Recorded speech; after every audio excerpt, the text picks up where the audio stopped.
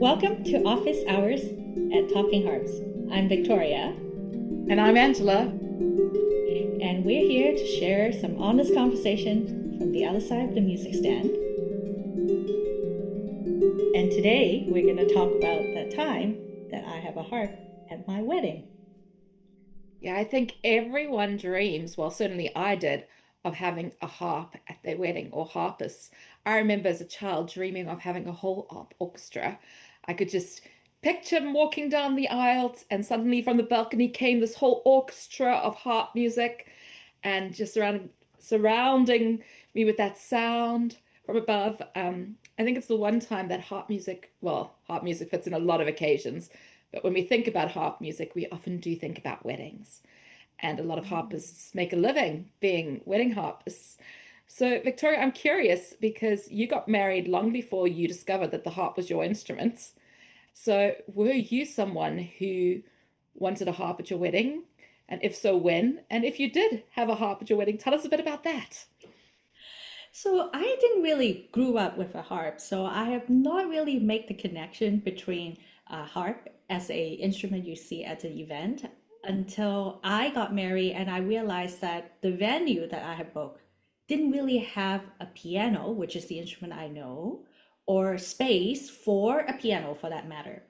But I knew I wanted music, live music in my wedding because I've always enjoyed having music around me.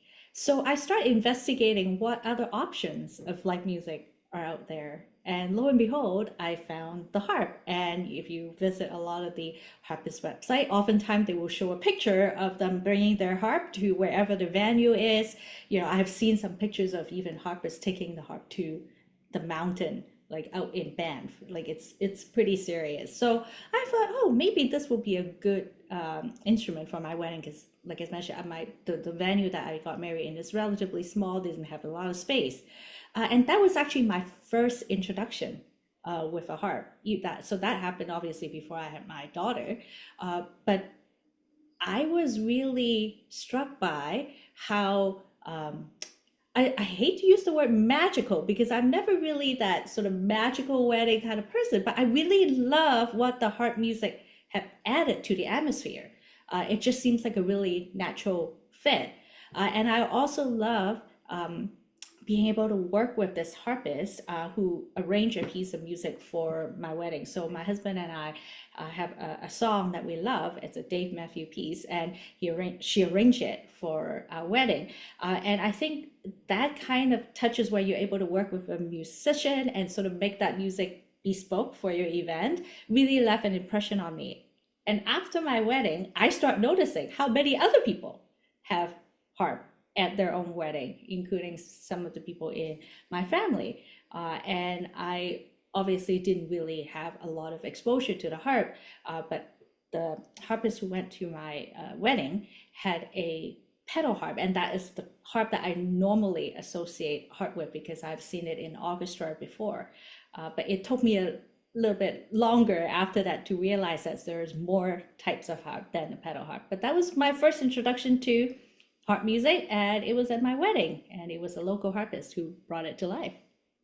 Yeah, I agree with you. The harp is just so special, but that's so interesting that you had no idea at that point that you were going to be someone who played the harp. And I wonder how many harpists or harp players listening to this have played at weddings and that their brides one day might actually end up being someone who takes up the harp and that's their first exposure to a harp up close. So really interesting. And yeah, I love that you had a piece of music arranged specially for you. I think that's really special when that And happens. I was told a lot of people who went to the wedding where there's a harpist is their first exposure to a harp.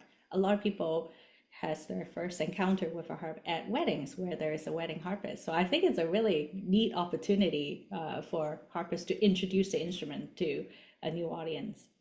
Yeah, I find that both really happy, like wonderful that people are getting to see the harp, but also kind of really sad that it's still such a rare thing that there's some people Mhm. in these public gatherings that haven't had that exposure. And I hope that in the years to come, more and more people will get to experience the joy of this instrument, not just at special occasions, but in more and more opportunities, because it really is something special.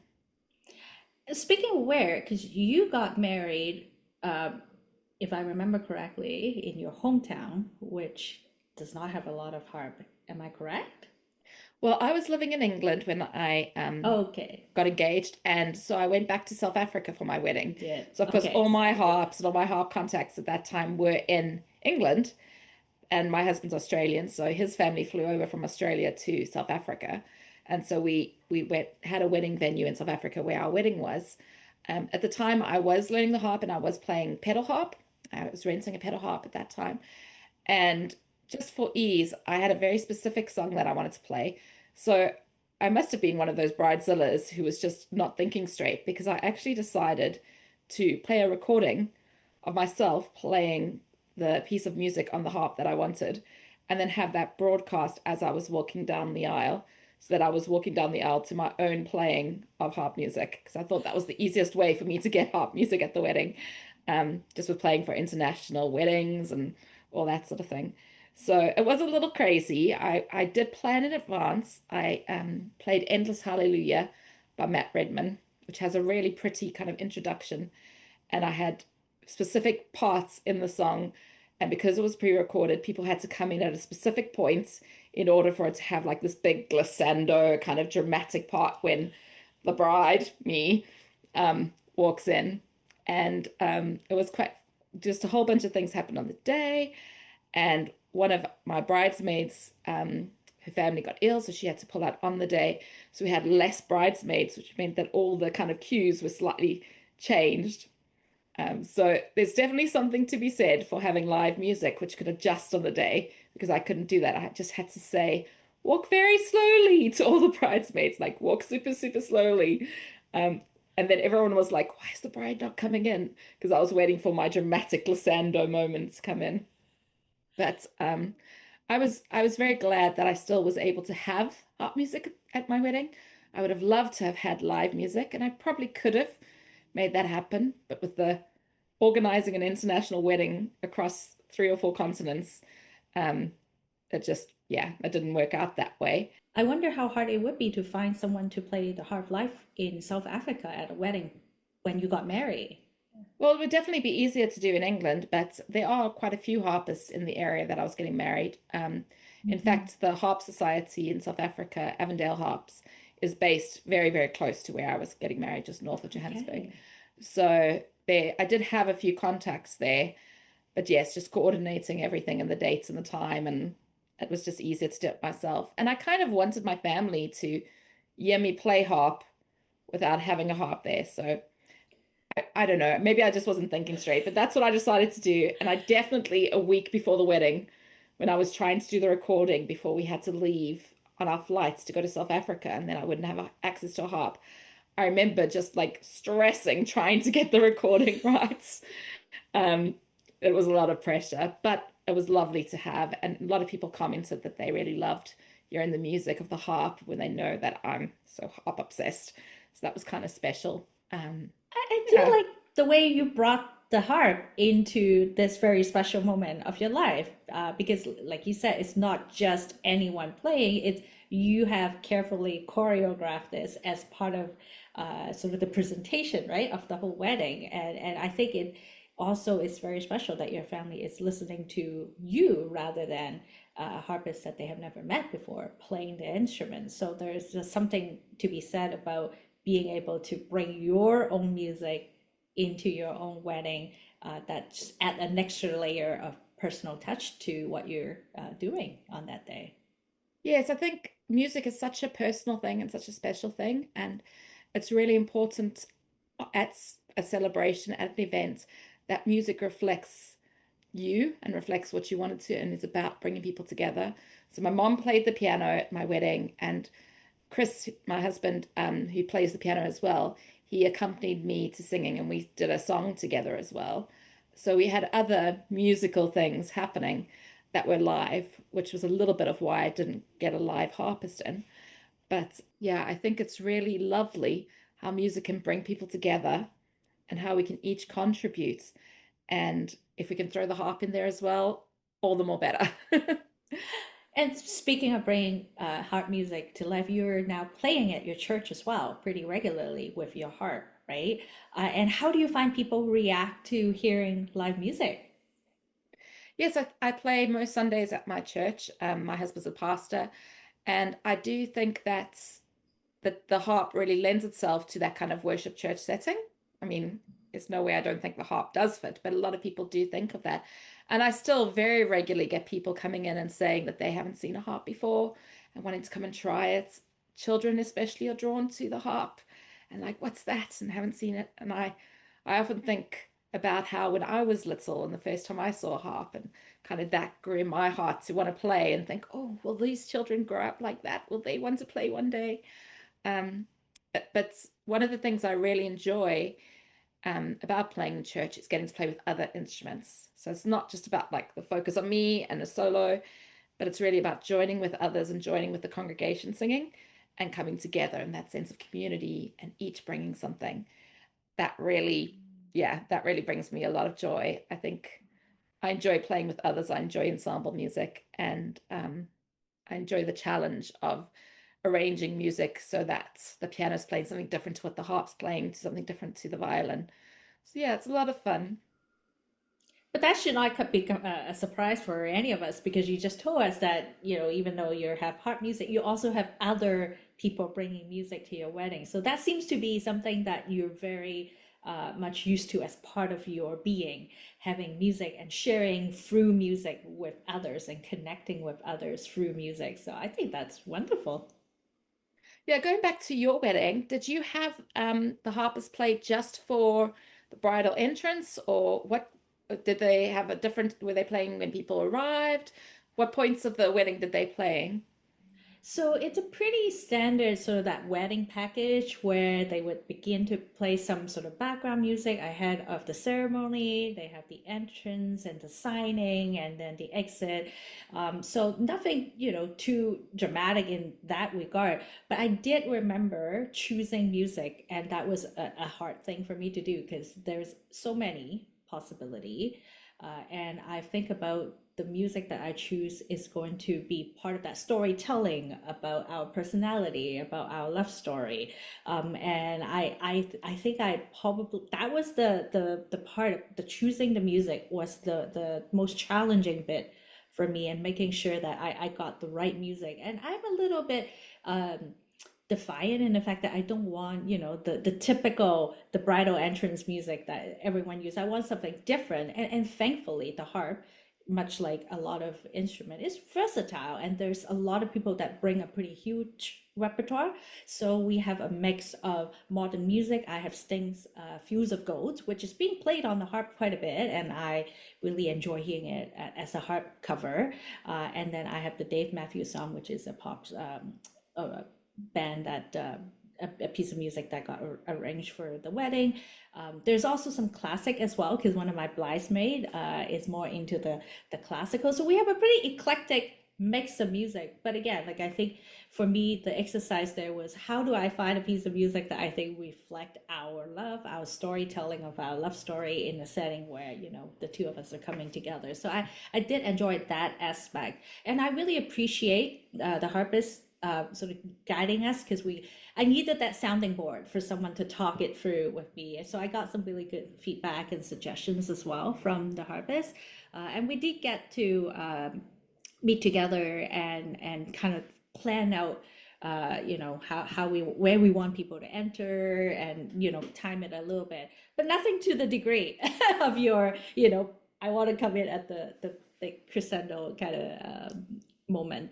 I did enjoy that experience in that like I've never really worked with a musician before or like just hire a musician. So that was again like it was a first for many things for me. And what I really come to appreciate now that I'm on the other side of the harp is that some of these music are not necessarily harp friendly, right? So you talk about arranging music to make it work for the harp. We have interviewed people like Sam McAdam and Sophie Rocks that regularly play in weddings and other events.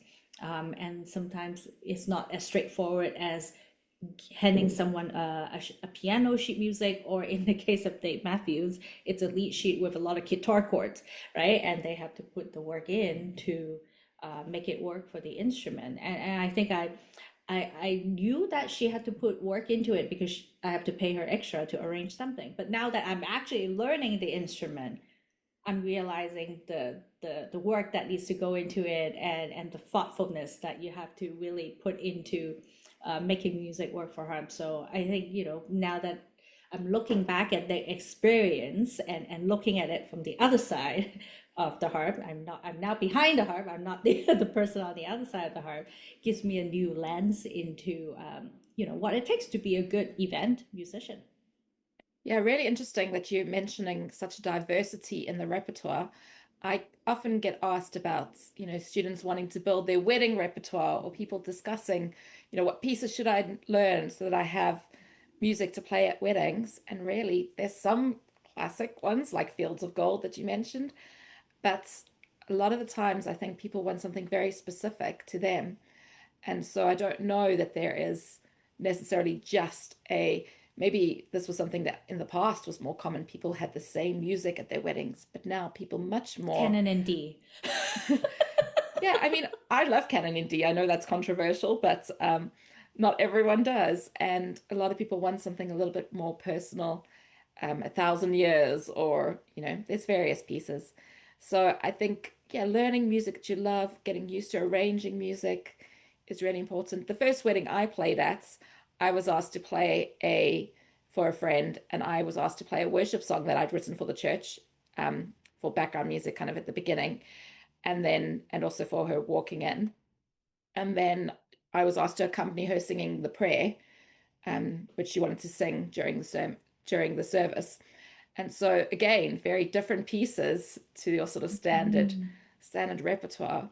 So yeah, I think it's great to be able to have that opportunity to play music for friends, to let people know what you can and can't do in the time that you have, if you're looking to play. And as people that are requesting or working with musicians, like you said, to be mindful that this is extra work. They may have to learn new repertoire or arrange it, and that affects the price or the time frame or how that might sound overall on the instruments.